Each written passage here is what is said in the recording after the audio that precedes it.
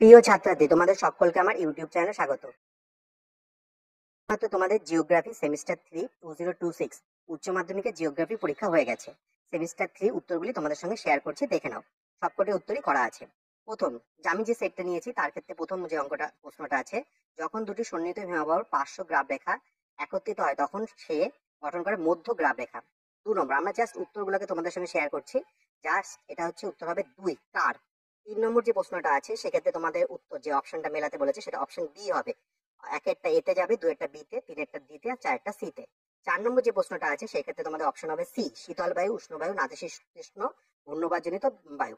তারপরে দেখো 5 নম্বর যে প্রশ্নটা আছে সেক্ষেত্রে তোমাদের উত্তর হবে হচ্ছে অপশন বি, ফেরো ম্যাঙ্গানিক নলিউস। 6 নম্বর যে প্রশ্নটা আছে, জনসংখ্যা বৃদ্ধির হার সবচেয়ে বেশি আফ্রিকা মহাদেশে সবচেয়ে বেশি। 7 নম্বর যে প্রশ্নটা আছে সেক্ষেত্রে উত্তর হবে ম্যাঙ্গালোর, যেখানে জাপানের লৌহ আকরিক রপ্তানি করা হয়। তারপর দেখো 8 নম্বর প্রশ্ন ক্ষেত্রে উত্তরটা হবে ভৌগোলিক অঞ্চল। বিভাজিকা অঞ্চল হলো একটি ভৌগোলিক অঞ্চল।